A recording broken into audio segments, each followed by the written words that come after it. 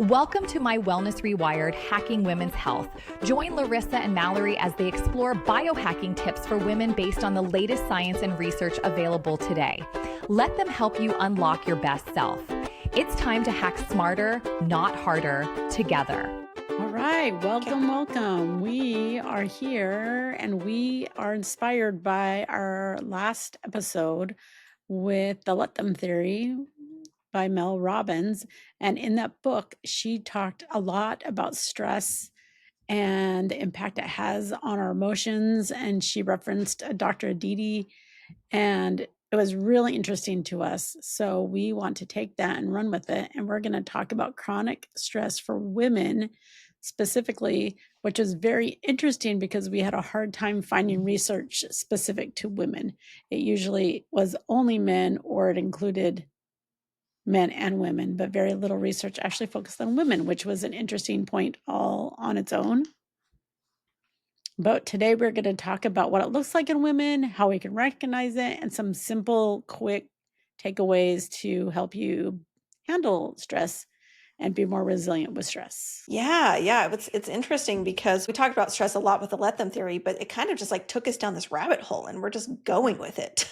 So it really opened up like a Pandora's box where I was like, oh my gosh, stress is such a bigger deal than I thought it was. I mean, I knew, like you always hear, like chronic stress is bad for you, blah, blah, blah. But actually looking at the research and listening to, the scientists and doctors talk about how much stress affects your body. And then you read the studies and the statistics and it freaks you out. And you're like, okay, we got to talk about this. Yeah. It definitely impacts all parts of you, like the whole person. I mean, we talked about it last part. week, right? The mind-body connection, like really it goes both ways. Like your physical state can affect your mental state, and your mental state manifests physically in your body in a lot of different ways. And so it's been fascinating. But I think the biggest question that we both had was, how do you know if you're chronically stressed? How do you know if you're experiencing burnout? Like this was the biggest question in the front of our minds, right? Well, I think especially with women, like we automatically assume we're just getting older, like our brain fog and memory loss and all these things. And you really do think, oh, I'm just busy. I'm trying to be a mom. I'm trying to be a caregiver. I'm trying to work full time. You're trying to do all these roles, and you kind of blame it on how busy you are and the fact you're getting older, and who knows about your cycle and perimenopause and menopause and all these your health issues. And you kind of you can very easily excuse it all away. Yeah, that is so true. There's a million things going on, so it's really hard to know. And that was the crazy part, is we were trying to find an answer. How do you know when you're experiencing chronic stress? And we really couldn't find a straight answer. I mean, still. And so it's funny because the more we've been researching, like they're like, what are the symptoms? And then they list off, all these doctors are listing off like a crazy list of things. And they're like, it could be this, you could not eat, you could be stress eating, you could be like migraines, or there were so many things that I was like, this is crazy. Long story short, everybody manifests stress differently. It's just like we talk about bioindividuality with a lot of other things, and with food needs, typical deficiencies, ability to absorb vitamins, right? Like we've talked about all these things and how everybody's unique and different. Well, it's the same for stress. So, surprise. And it goes back to like our slogan, like know your body, own your health. Like you have to really understand your body so you know if it's a stressor or not, because you're really the only person that will be able to clarify that for yourself if it's a stressor or not. And that's really what we're going to talk about today. So you've got to be a detective. But first, I just want to go back to a couple of the statistics we found. We talked about them in last week's episode, but they're so freaky that I feel like they're worth mentioning again. So, chronic stress impairs mitochondrial ATP production. This is your cell's like energy source, right? This is what produces energy in your cells. So this leads to, it can, 10 to 20%. It impairs your production by 10 to 20%. That's not a small number when it comes to energy. I don't know about you guys, but I critically need energy. So 10 to 20% is a huge hit to take. And it leads to fatigue and also reduced exercise recovery, which I didn't really think about, but that's a big deal. So, the other one that really freaked me out is stress increases cardiovascular death risk in women by 40 to 50%. Like, that's Wow. insane. Yeah, that is insane. It also suppresses immune function, raising infection risk by 25%. Like, these numbers are kind of scary to me. Yeah. The other thing it does is it shrinks the prefrontal cortex, which is your decision-making part of your brain, and the hippocampus, which is the memory part of your brain, by 5 to 10% over years of stress. So this is just very quickly showing how much stress is affecting us. Negatively. And the thing that's, yes, negatively affecting us. Yes, thank you. And so the thing that's really has driven home for me is when I think about like what we're talking about on this podcast is optimizing health, right? Feeling our best, things that we can do to hack our health and be as healthy as we possibly can be. One of those things is it's not necessarily something we add. It might be just undoing damage or preventing damage to ourselves in the future. And that can be a huge part of feeling like our best selves. And so that really just was like an epiphany I had doing this research because I'm like, oh my gosh, I think about how stressed I've been. I don't even know how long, like since I became a parent, I feel like. Yeah. Right? Like I just feel like I've been battling being too stressed. And so anyway, I was like, oh my gosh, we have to talk about this for sure. It is. I think it's scary because it's one of those things that it kind of sneaks up on you. And then all of a sudden you just, I don't want to say like everybody manifests it differently, but sometimes like I know when I get stressed, I can handle stress, I can handle stress, I can handle stress. And then I just hit a brick wall and I'm like, I can't take anymore. And then you have a complete shutdown or freak out where I snap at my family or, like some kind of thing that just kind of like explosion happens and you kind of have to like reset yourself to handle it. Or you give up completely. It really is sneaky. It's very sneaky because I think the reason why is because another big thing that we learned that I thought was so fascinating was the difference between good stress and bad stress. Because not all stress is bad. And I think that that's where there's a lot of disconnect and it's where it can get sneaky because there's a line, right? And something can ease over from a healthy stressor to an unhealthy stressor if you're not managing yourself well enough, right? And if you're not managing your environment and your control over the things you have control over, which the Let Them theory is amazing at helping us understand and be aware of. But some stress that's too much, like I love like the whole thought is like I had a really good analogy for this is like healthy stress is like a spicy meal. It like perks you up. You like a little kick, but maladaptive or bad stress is like eating ghost peppers every day until your tongue goes numb, right? Like that can be the difference between like regular stress that's good for you and that like pushes your life, like makes you accomplish things and grow versus like chronic stress that's burning you out, just like ghost peppers every single day until your freaking tongue can't taste anything anymore. It's burning you out from the inside out. Yeah. I was like, that feels so real. Because really though, like everybody needs some kind of stress. Like healthy stress does push you forward. It does push you into challenging yourself and to growing more as a parent and as a professional and in like whatever category. So like some stress is helpful and it gets you from being stagnant to actually momentum, right? It gives you momentum. But if you don't like if it becomes too much and it's not balanced, like with like a work-life balance, not even work-life balance, but like a healthy balance, then that's where it can become chronic stress. So like that's why that like they say that like we've listened to so many podcasts and read different things, but one of them was saying how like that's the definition of burnout. Like when people at work are burnt out, like they can handle it, and then when they burn out, they don't want anything to do with that area of expertise anymore. And one of the things they said was to offset it with like when you go home from work, cut yourself off. Like, don't take work home. You know what I mean? Like, give it yourself healthy boundaries so that you can go home and actually have another life, right? So your work, it stays at work. And then when you're home, you're a present parent, you're a present, spouse or, friend or whatever. When you go home, you have a whole different life and a whole different passions. Because then Dr. Hyman had this guest on and they were talking about stress and chronic stress and what does it do for to the body and stuff. And one of the things they said was just the pure amount of passion. Like, you have to have something that sparks joy in you and that you're passionate about at home that's not related to or not even at home, but in another area of where the stress is impacting you. So if work is stressful, then you got to do something that brings you joy, whether it's playing the piano, whether it's, exercising, like whatever just really makes you happy, that you can really say that is like that you're passionate about and you love to do it. Like whether it's getting out in nature, whether it's hiking, camping, whether, I don't know, what brings you joy, playing music. In my case, it's a good puzzle, a good glass of wine, and a good movie in the background.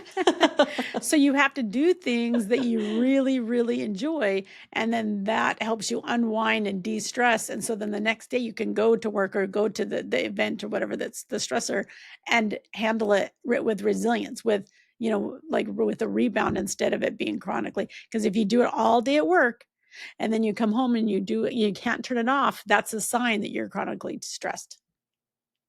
Yeah, that was a really interesting find. This one was really impactful, I think, in the research that we were doing. Because even just here, like with my family, my husband and I have been talking about that exact thing, finding the passion again, right? Because I do know that one of the signs of like chronic stress or burnout is kind of like an apathy, right? Where you just feel kind of numb to everything. Like you just don't have the energy to do anything exciting, right? And you really have to do a combination of things like setting healthy boundaries and then also finding something that you're passionate about and then just starting to do that, because it reawakens when you do it, right? You're like, oh, I could go hang out with friends. Like I could go get drinks, but I don't know. I just don't have the energy. I don't feel right? like it. Yeah. But if you actually get out there, then you're like, this is great. I needed this. I don't know why I fought it, And so I think it's such a fascinating concept that as adults, we really do lose touch. I think it's so easy to lose touch with the things that really bring passion into your life, And I really love that whole concept. And I'm very excited to go down that road further. Yeah. So healthiest stressors are short term, they're motivating, and they give you they bump you up. And then the maladaptive stressors are the chronic overwhelming that leads to burnout and persistent fatigue and irritability or avoidance behavior. And that's when our cortisol is really high and it stays high. And our stress response system can overreact and it can lead to prolonged fatigue. So that's the difference between the two stressors, and they're very similar, so they're hard to differentiate between the two. But you have to know yourself, and when you have to kind of categorize it, like this is a healthy stress that I can overcome easily, or balance out, and this is one that I need to adjust.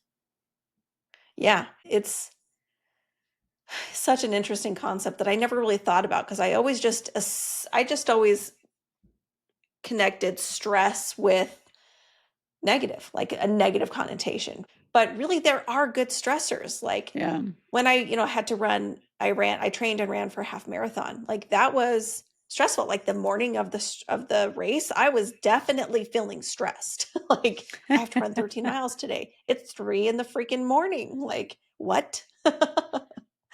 But it was a really good stressor and I had an amazing experience. It rained for most of the run, and I thought that would be a bad thing. I was like, it's dark, it's rainy. What am I even doing? And then I had the most amazing experience. But it was like, I didn't get hot. It was cooling. I think it was in October. So it was, in the fall. This was like years ago. But anyway, it was just kind of funny how I really did feel very stressed during the experience. But it was such a rewarding experience and I definitely grew from it. You know what I mean? And that was one of the accomplishments that I'll always look back on and be like proud of myself for, right? Yeah. And Well, so, 'cause and it for is a all huge of you accomplishment. gals who have run a full marathon, I mean, hats off to you. Seriously, I will never do that. So, And 13 that's miles okay. is enough. Yes, that was good stressed enough. So, anyway, That's sorry, I so funny. digress. All right. So let's talk about how the different ways that stress can look. So when you are stressed out, like what are some physical signs that you think that you could see if you're stressed?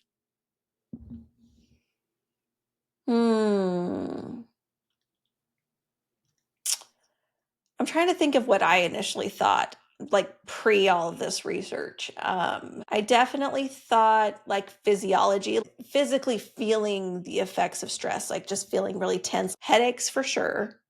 Mm-hmm. Depending on the type of stress, either for me, I am a stress eater on little stressors, and I don't eat on major stressors. So that's kind of, but I've always known that some people eat when they're stressed out and some people can't eat when they're stressed out. Yeah. Like our cousin, whenever she travels, she like doesn't eat. Seriously for like 16 hours before, because she, as much as she travels, doesn't. I don't think she likes it. It stresses her to go on planes, so she just finds it's better to not eat. So I always think of that. I don't know if What I'm about ever you? that stressed not to eat. See, you're a stress eater. I am a stress eater. Sadly, my hips prove it. I have proof. I have evidence that I am a stress eater. I eat for comfort and I eat for stress. So it definitely makes me feel better when I eat, which is sad I on always my tell hips. people we have the body type that is, we definitely work out, but we also definitely love tacos. So, And chips and salsa. and chips and salsa. It's cool. It's fine. Also, stress eating, you know. I think another physical sign for me too is when I lay down and I can't turn my brain off. So like when I go to sleep and all I'm doing is thinking about the 50 million things I have to do, all the stress and like overwhelmness just kind of creeps into you when you're trying to relax and go to sleep. So that's another Yeah. thing that does impact, like that I think of when I think of stress. That's how I interpret my own stress is my overthinking. Oh, I could see that. Definitely irritability. I feel like that's a big one. Oh, yeah, our dad's like that. I'm like that. I'm Now we like know who that I too. got it from. I know. I was thinking the exact same thing. I get snappy. Well, they say you take it out on the ones you love the most, the people who you feel the safest with, so you take Yeah. it out on them because you feel the safe that you can snap at them because you're overwhelmed or stressed or Right. so yeah. Yeah. I mean, Sorry, fam. but there's even more than that, right? There's gut issues, there's sleep disruptions, like inability to sleep or wanting to sleep all the time to avoid your stress, right? Snapping at loved ones, zoning out mid conversation, brain fog, forgetfulness, obsessive worrying. There's so many. Like the list is crazy long. Yeah.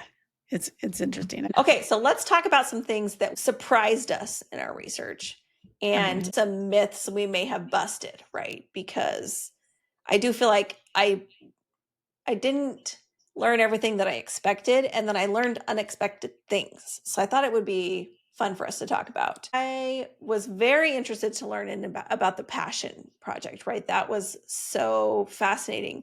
Just the concept of if nothing else in your life changes, if you introduce or reintroduce something that ignites passion or fun in your life, joy. like that is a natural way to become more resilient to stress and generally feel happier, right? Mm-hmm. So that one was interesting. One of the things that surprised me was when we learned that chronic stress actually shrinks your brain and brain areas that involve memory. And so like short bursts can enhance your performance, but long-term chronic stress can actually shrink your brain. And that is crazy to me. Since I do have a significant amount of memory loss, I feel like as I get older, then like things I just don't think I'm not as on top of it as I once was. And it is crazy. I'm like, I wonder if it's because of all the chronic stress I've been under. It absolutely could be. I mean, what is the statistic? 7 out of 10 people are chronically stressed and are feeling like stress or burnout right now. Like, so you put 10, and then women report feeling more stressed than men even. And so that number could be higher just in the, women portion of that statistic, but um, it's very real for all of us. And so when we talk about symptoms and things that you could be feeling that could lead to this, but could lead to other things, like it's very probably also very related to stress because the statistics don't lie. So it's crazy. Okay, let me think about what else there was that was surprising.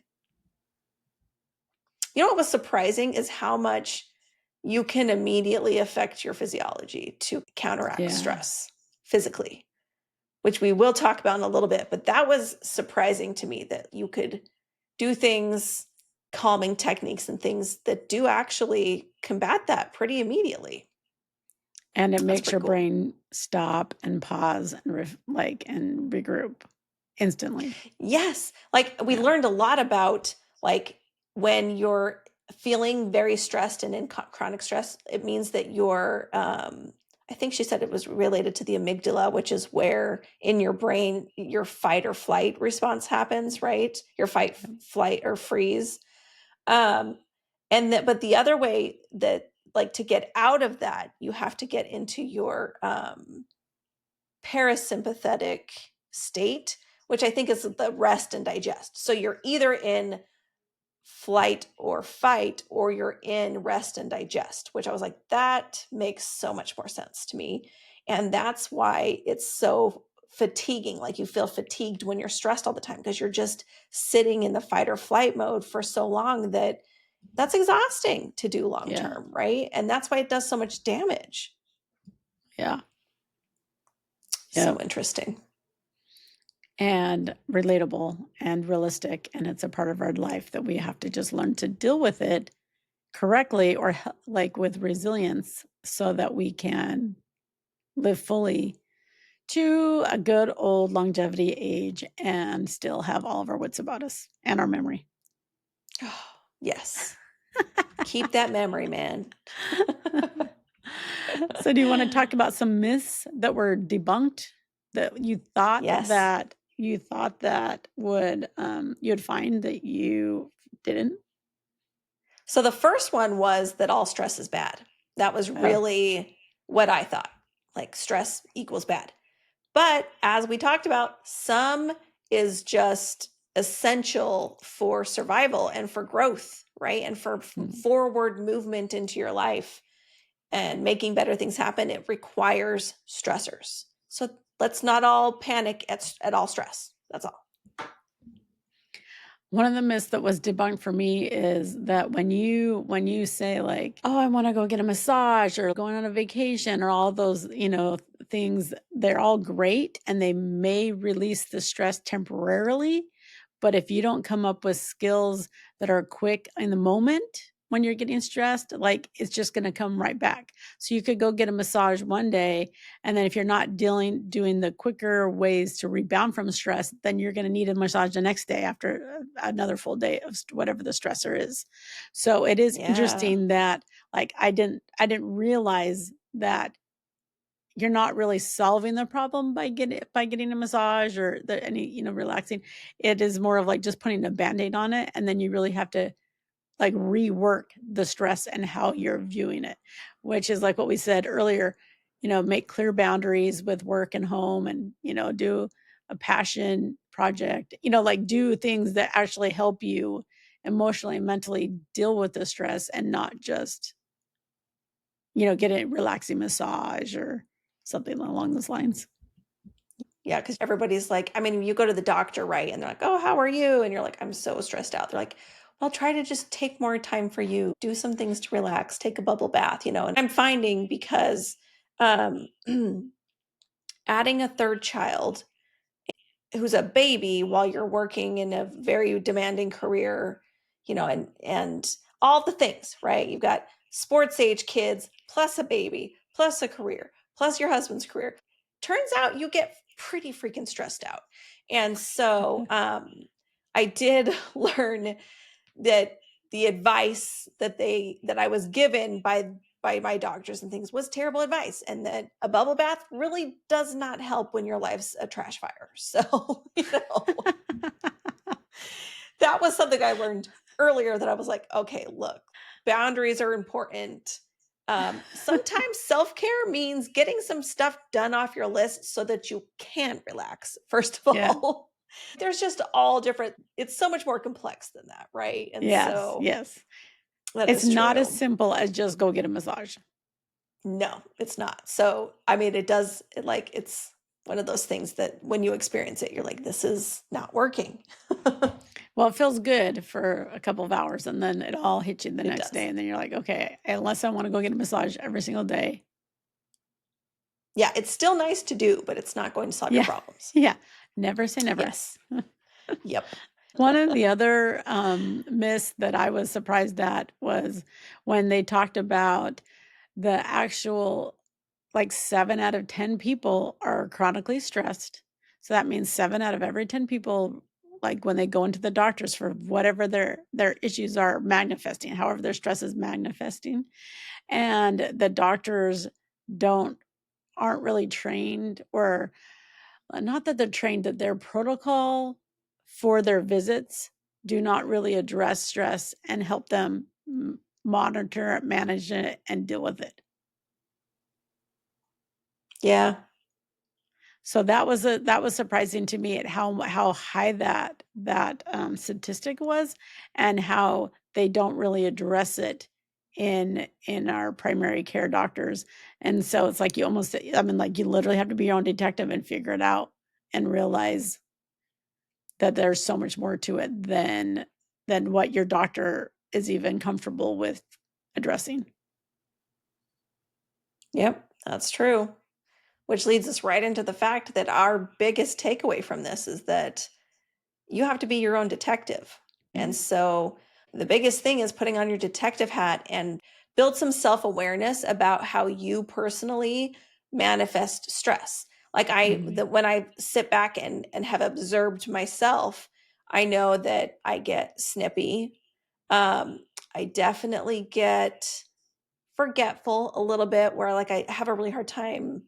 Like, remember, it's the dumb thing where you like walk into another room. I did it tonight, where I was like, I walked into my bedroom and I was like, why am I here? Turns out I needed wet wipes, and I did manage to remember, and I was very proud of myself. But before you left the room, as long as you remember before you left the room, it's all A-okay. Yes, I remembered. And it was good because I was really stressed out because we were running late for another sports practice, and I needed wet wipes to bring with us because that could be a disaster. Anyway, the point is I know I get forgetful when things get crazy. And I get migraines for sure when I'm super stressed, like intense levels of stress, and I don't eat. So I've done the work to recognize signs of stress, just like when we talked about the let them theory, where you start to recognize like the triggers where you feel like you need to control other people, versus recognizing and taking a step back when things are out of your control and just recognizing what you can control instead, which is just yourself, right?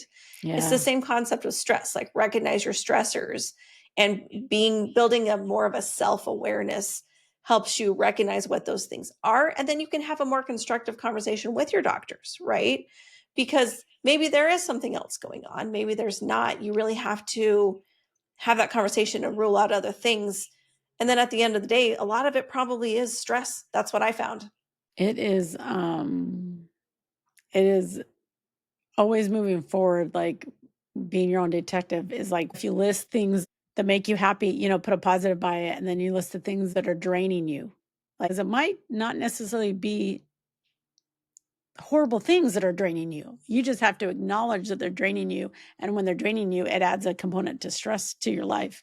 And so that's a hard realization too, is realizing what is giving you joy or positive things and negatives, and it's got to be balanced. It has to be balanced. Otherwise, it will be lopsided, and eventually it will force itself to be acknowledged or worked on. Oh my gosh, that reminds me. I saw this post. I don't know where I saw it, but it was talking about how one of the biggest stressors that people don't realize they carry around all day is something that they call open loops. And it's all of the little things that need to be done, like a hard conversation or an email you need to send or a phone call you need to make. And they're all sitting out there open, unattended. And there's a million little things. And if you just start closing those loops, have the conversations, make the phone calls, and they're just those little tiny things that you don't realize how much those open loops are draining your energy, right? Oh, And it didn't come from a doctor or anything, but I was like, oh my gosh, that makes so much sense. Like the little things that you might be avoiding doing, you're dreading doing them, right? There's that little bit of dread, just a little bit, like a little confrontation. For a lot of people, it's just having to call like a company, right? And talk to customer service or something, which I get because it's very annoying. But you don't realize that those little things that you're avoiding doing are open drains on your energy. They're active stressors, and they're not very big stressors, but there's so many of them that they're just draining you. So I thought that was kind of crazy. I love that. And as a person who I make lists constantly so that I can keep track of it, but I love checking them off. I love crossing them off because then it frees up space in my mind so I don't have to think about it. So when that's done, it's like, oh, that's great. Then I can spend my time. It's also again, not related to health, but Dave Ramsey, where you list all the debt and they say, just get rid of all the debt because then that frees up all your mind space. Don't. So it's interesting. It's along the same lines. Is it like it frees up space I in am your also mind? a list maker because you have to get it. It's like a brain dump, right? Get it all out of your mind. Then you can use your mind to do other things because it's not carrying all these things you need to remember, right? Yeah. I'm the same way. Yep. All right. So let's talk about simple ways that we can manage stress. So what are some simple things that we could do immediately to navigate through stressful life? Okay, so this is a complicated topic, as you all know who are listening to us. Thank you for being here with us today. And so we're just going to touch on like some quick, easy things. That's like starter things. We are definitely going to cover this subject more in the future. I just want to start with that caveat. But really, you're going to be focusing on some quick wins. And one of the biggest things you can do, and we're going to talk about this first, is breathing exercises, because certain breathing exercises can immediately affect your cortisol. And if your cortisol is spiked high because you're super stressed, it's a great way to just immediately calm yourself, your body, right? And so we've talked about like the 4-7-8 breathing, which is like breathe in for 4 seconds, hold it for 7, breathe out for 8.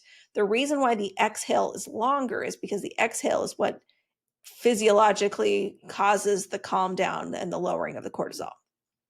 The other thing you can do is box breathing, right? Where you like breathe in for 4, hold for 4, breathe out for 4, hold for 4. Like there's different ways you can do it, but the idea is that long exhales really just help your body. So like even if you don't remember to do some of these other breathings, if you just focus on a long exhale, like that really helps with your cortisol spikes.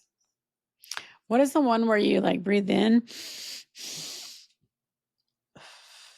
Yeah, we can do it together. Like you have to expand your lungs fully. So you do two breaths, like one full inhale and then a quick second inhale. To Andrew Huberman does this one. That's where I learned it. So you go.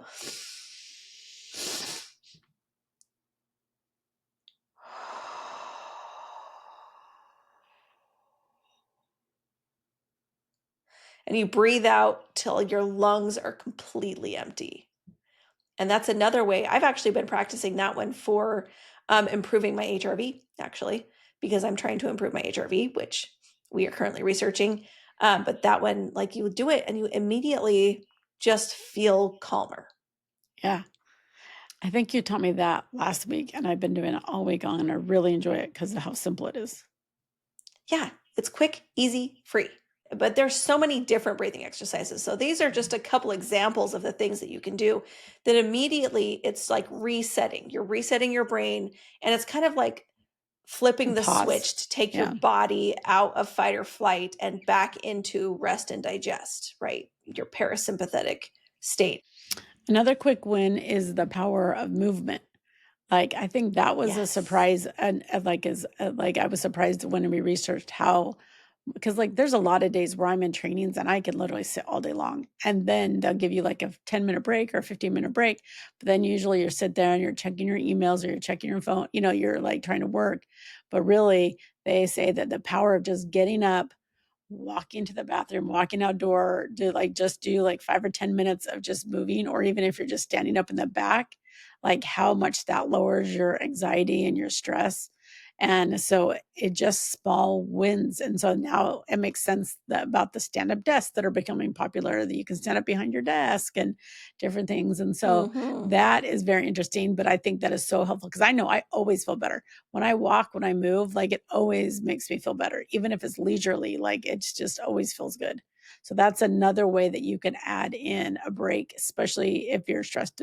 I mean, if you're doing something that's stressful, that's stagnant, like just getting up and moving Yeah. around will lower the anxiety in your brain. Well, and ideally you can get out into nature, right? Because Yeah. that's another one is like faster recovery and you get just a better there's something about being in nature, seeing Yeah. trees, hearing birds, like all the things that really does give you a positive feedback. And so you combine that with movement and you're going to compound those results. And one of my other favorites that was one of like, I love the gratitude. When we did our gratitude episode, having gratitude, you can't help but not feel happy when you practice gratitude because you can't have a positive negative at the same time. So when you actually do focus on the positives and what you really are grateful for, whether it is your mind or your body or your family or whatever it is, like it helps you just spark that joy that lowers your cortisol and just makes you happy. So that's an easy one. And the research says that if you write it down, Mm. it is even more powerful and has more of an impact. So writing down what you're grateful for is fantastic, along with the breath work, along with like the micro breaks or the walking breaks that really help. Yeah, I do love that one. And I thought it was so interesting in the research we were doing.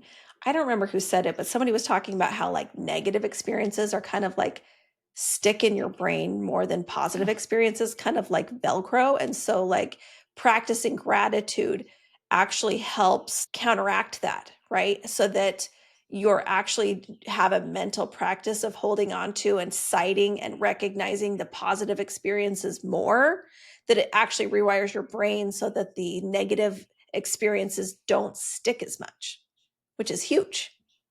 Yeah. And so I loved that concept. I was like, oh my gosh, that's amazing.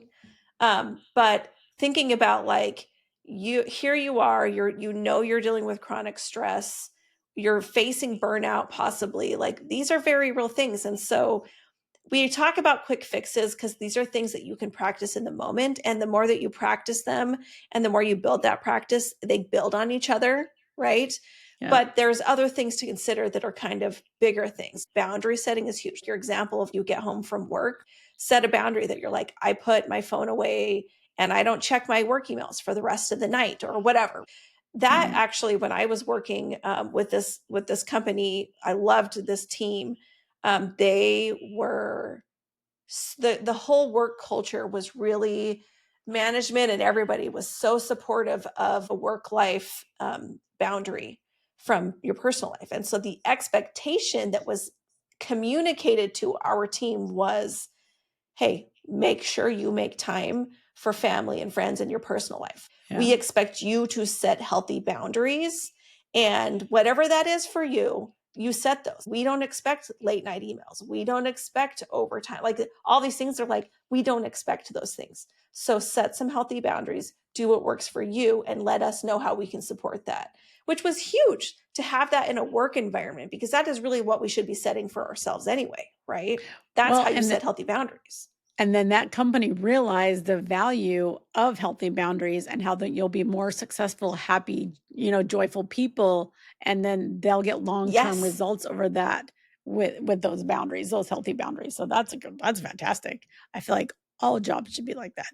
Yeah, they won awards for being like best place to work and all this stuff, which I was like, Yeah. they earned it.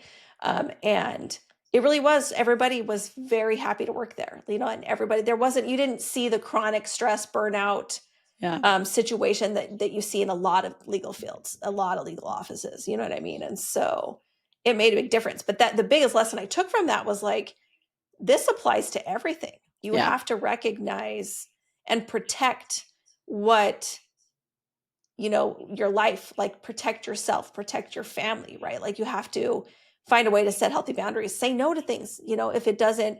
Love yourself enough to say no. While we were reading somebody, yeah, exactly. Right. Like you were just telling me this yesterday. It's on my New Year's resolution every single year. Yes, I love it. I really do. So another thing that you can do long-term is make sure you have a support system.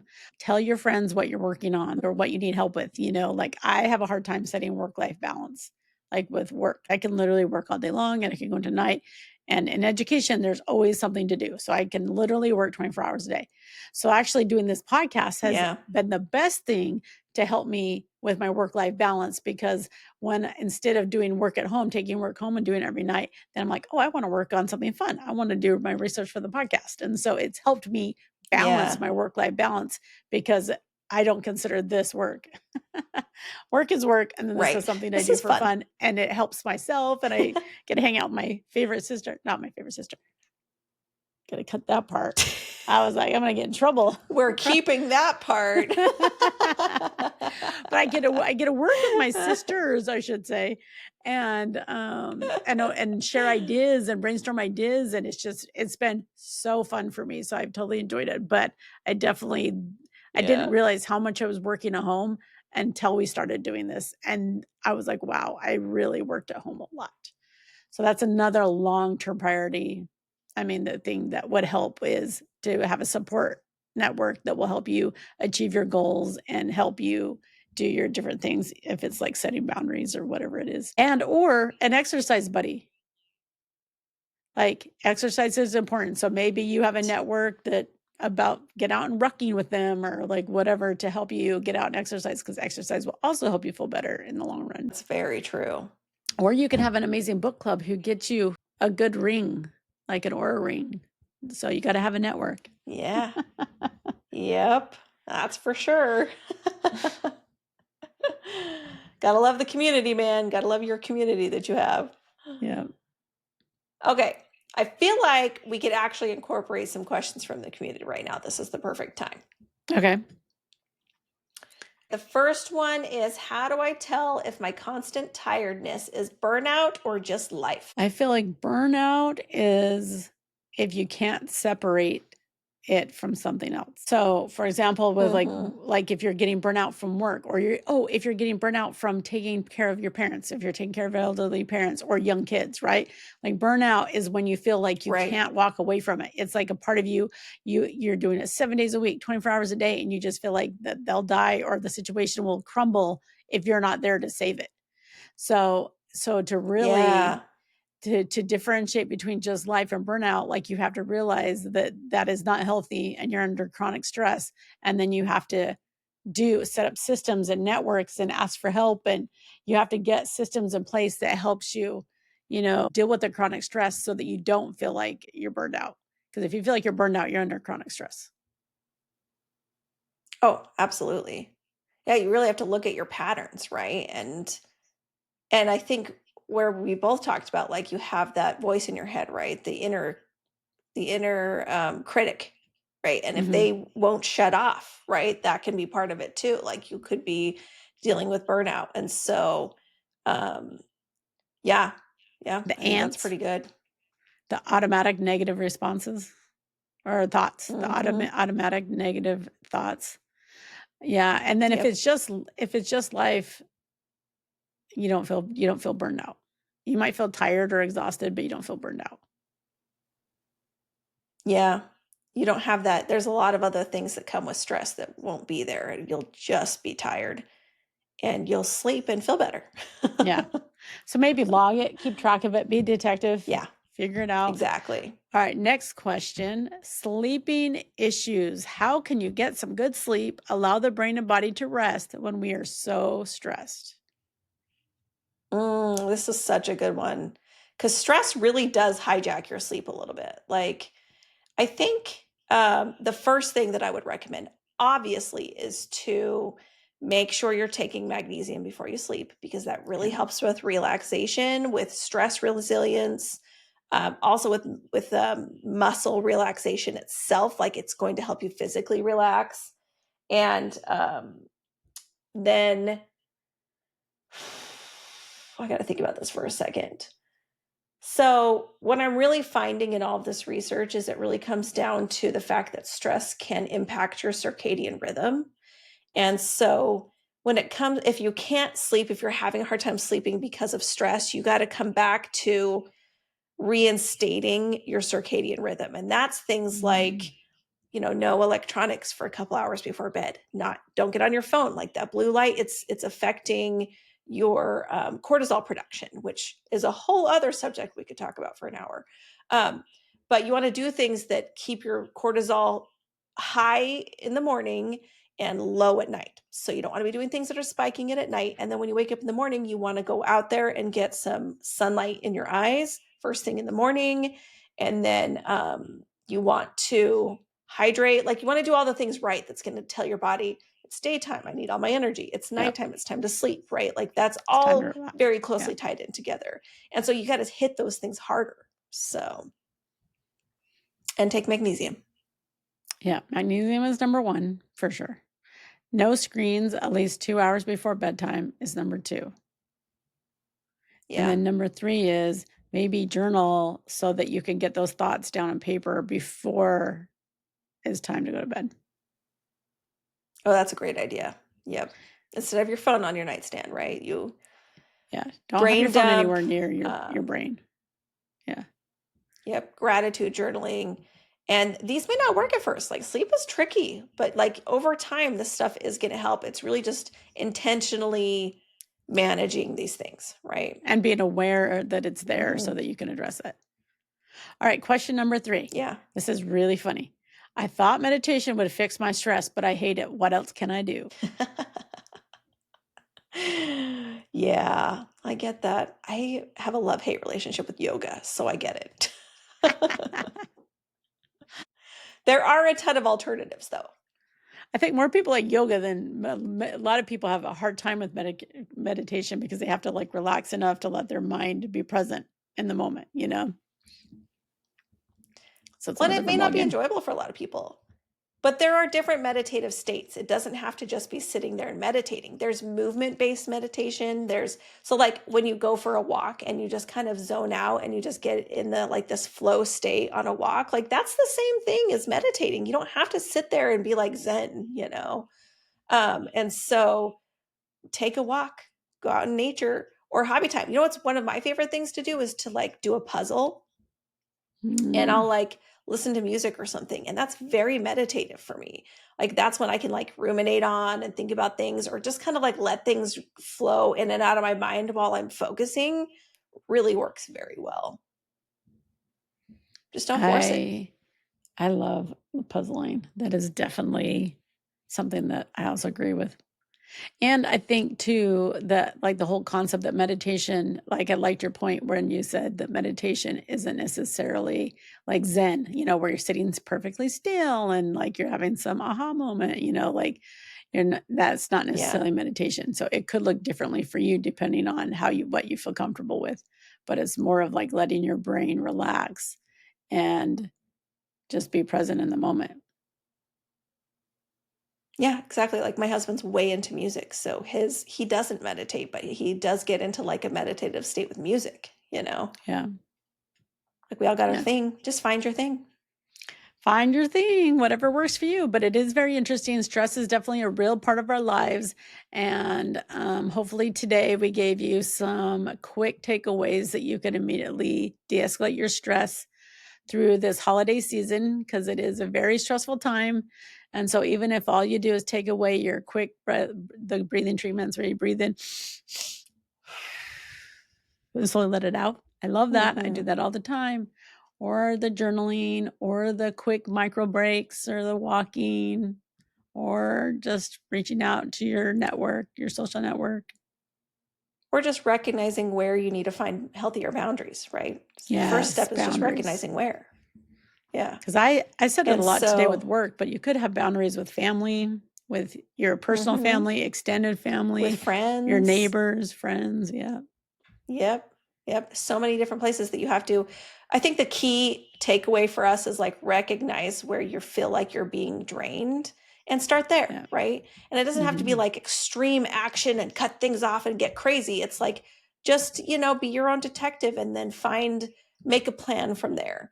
And we're going to cover this a lot more in the future. We just kind of wanted to touch on some quick wins, some quick methods, and then really just bring some awareness at this time of year, right? That this is something that we have to be very aware of. And then we have to take care of ourselves, like take care of yourself, and let's start working on this together, Yeah.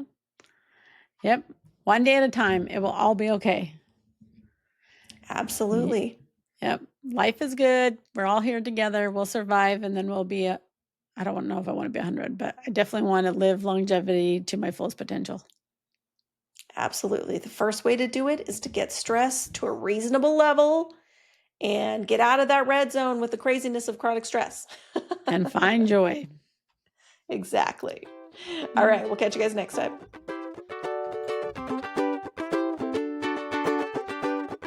All right, you wellness rock stars. That's a wrap on this episode of My Wellness Rewired, Hacking Women's Health.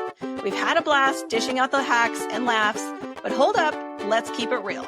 Yep, we are not doctors. We are just sharing our biohacking adventures and learning right alongside you. Nothing we say is medical advice, so always, always check with your healthcare provider before trying any new wellness tricks. Absolutely. This podcast is all about inspiration and entertainment, not prescriptions. So join our Facebook group for more sassy wellness vibes. Catch you next time.